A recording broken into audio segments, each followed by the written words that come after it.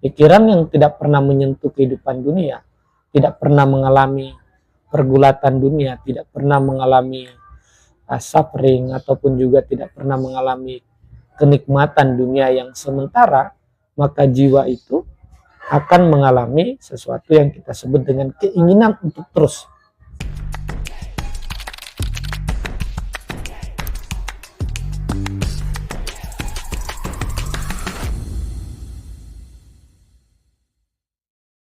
Rahayu semuanya, pada video kali ini kita melanjutkan lagi kajian tentang Ramayana. Pada kali ini kita akan meneruskan cerita tentang apa yang terjadi di dalam hutan, atau apa yang terjadi di dalam hidup kemajemukan, yaitu Sita dan Rama. Pada video sebelumnya dijelaskan bahwa hutan merupakan simbolisasi daripada kehidupan, di mana kita melihat begitu banyak kemajemukan yang terjadi. Kita melihat beraneka ragam persoalan dan beraneka ragam hubungan interaksi kita dengan manusia yang lain. Begitu juga dalam hutan kita melihat begitu banyak aneka kehidupan, pepohonan, tumbuhan, dan seterusnya. Itulah merupakan kesesuaian antara kehidupan kita dengan hutan. Nah, dalam hutan ada Sita dan Rama. Sita artinya pikiran kita, Rama adalah kesadaran yang ada pada diri kita. Nah, pada dalam hutan itu Sita sangatlah terbimbing, ataupun Sita sangatlah berada dalam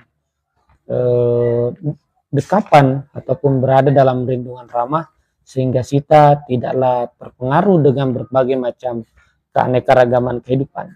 Hal tersebut merupakan simbolisasi daripada pikiran kita ketika berinteraksi dengan berbagai macam kehidupan dalam hidup kita, relasi kita dengan seseorang, relasi kita dengan pekerjaan, relasi kita dengan orang tua, relasi kita dengan pertemanan, relasi kita dengan sahabat, relasi kita dengan berbagai macam jenis relasi yang lainnya, tidak membuat pikiran kita terganggu. Karena kenapa? Kesadaran ataupun Rama itu hadir, ataupun menjadi pembimbing, ataupun kita berada di dalam, atau pikiran itu berada di dalam lindungan daripada kesadaran. Maka daripada itu kita akan melanjutkan selanjutnya tentang apa yang terjadi di tengah hutan belantara tersebut. Di tengah hutan belantara tersebut, di mana banyak monster-monster dalam cerita Ramayana, monster-monster yang ingin menyerang, banyak monster-monster yang ingin mengganggu. Akan tetapi Sita ataupun Rama sama sekali tidak terpengaruh ataupun dapat membasmi para monster-monster tersebut. Hal itu merupakan simbolisasi daripada pengaruh-pengaruh objek eksternal ataupun pengaruh-pengaruh daripada faktor-faktor luaran yang akan menyerang kita. Dalam kehidupan ini, pikiran kita akan banyak diganggu dengan monster-monster kehidupan. Mulai dari rasa benci, dendam, iri yang ada pada orang lain kepada kita, itu semua merupakan monster-monster. Akan tetapi jika yang berkuasa pada diri kita adalah kesadaran, maka kita tidak akan pernah terganggu dengan adanya monster-monster tersebut. Monster-monster tersebut tidaklah mampu untuk mengganggu kita, karena kesadaran yang menjadi pelindung kita, atau kesadaran yang menguasai diri kita. Akan tetapi ada suatu peristiwa yang menarik dalam sejarah di tengah hutan tersebut, di mana di tengah hutan tersebut Sita sewaktu duduk di depan padepokan ataupun depan rumah mereka, dia melihat rusa yang berwarna emas. Rusa yang berwarna emas ini menarik, menyilaukan, dan rusa berwarna emas ini menimbulkan gairah, menimbulkan keinginan daripada Sita untuk memilikinya. Sita aku sangat ingin kepada golden deer ataupun juga rusa yang berwarna emas itu.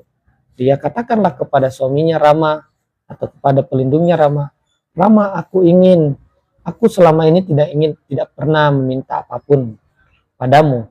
Selama ini cukuplah engkau bagiku. Selama ini aku merasa bahagia bersamamu, tapi kali ini mohon, aku sangat menginginkan rusa keemasan itu, wahai suamiku. Bisakah engkau mengambilkannya padaku? Aku sangat ingin hal tersebut. Aku sangat ingin memilikinya. Aku sangat ingin memeliharanya. Itulah keinginan yang diinginkan oleh Sita atau yang diungkapkan oleh Sita.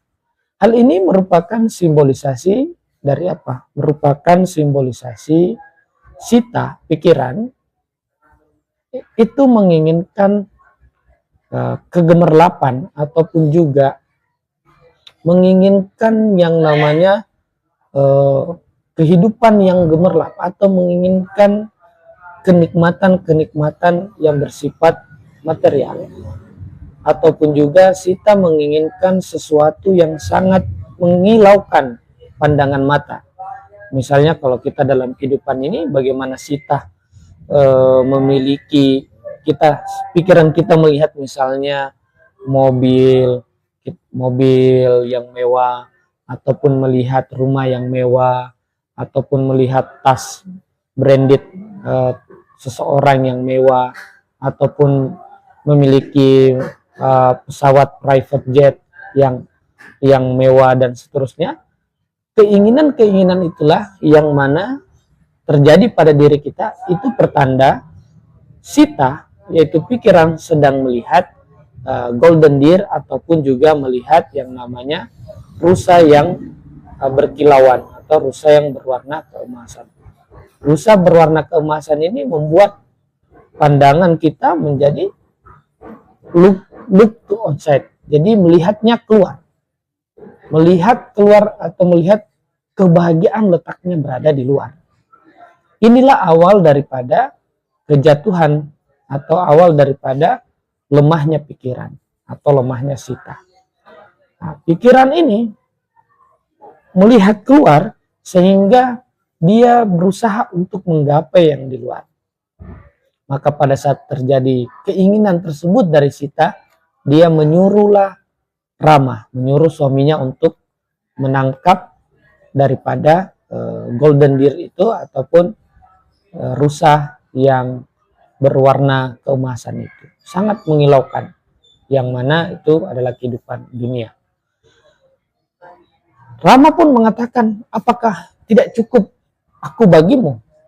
Itu pertanyaan kesadaran. Pertanyaan kesadaran kepada Sita. Kemudian Sita menjawabkan, aku tahu engkau sangat cukup, aku sangat senang, aku sangat mencintaimu. Akan tetapi izinkan aku memiliki semua itu. Izinkan aku untuk mendapatkan itu, mendapatkan rusa itu. Hal ini menarik karena bagaimanapun jikalau pikiran kita tidak pernah merasakan sebuah kenikmatan yang bersifat outside ataupun yang ada di luar, kenikmatan dunia yang bersifat di luar, maka pikiran kita tidak akan pernah puas. Pikiran kita tidak akan pernah menganggap bahwa cukuplah sang kesadaran bersama kita. Ini satu langkah bahwa kesadaran hanya bisa dicapai dengan baik ataupun mencapai totalitasnya ketika kita sudah pernah merasakan kenikmatan yang diberikan oleh kehidupan dunia, sehingga kita mampu berdiri teguh pada kenikmatan yang hakiki, yaitu sang kesadaran. Sita sama sekali tidak pernah meminta apapun selama mereka menikah dan tidak menginginkan apapun selain Rama. Akan tetapi jiwa ataupun juga pikiran yang seperti itu tidaklah kuat, tidaklah kokoh. Pikiran yang tidak pernah menyentuh kehidupan dunia, tidak pernah mengalami pergulatan dunia, tidak pernah mengalami suffering, ataupun juga tidak pernah mengalami kenikmatan dunia yang sementara, maka jiwa itu akan mengalami sesuatu yang kita sebut dengan keinginan untuk terus. Seperti misalnya kalau kita dalam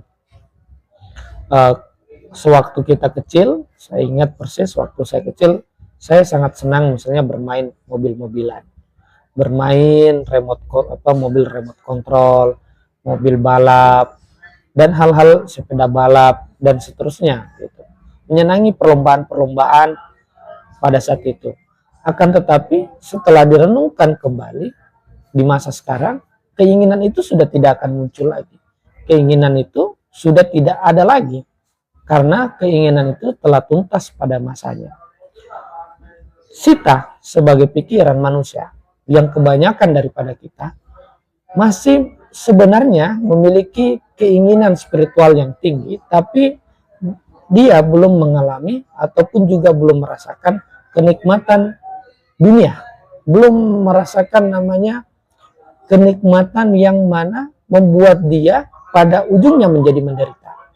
Apapun kenikmatan yang didapatkan di luar sangat memberikan sebuah kebahagiaan, akan tetapi dia akan mengalami sebuah udarisasi atau mengalami waktu di mana kenikmatannya sudah tidak sama lagi dengan kenikmatan yang sebelum-sebelumnya.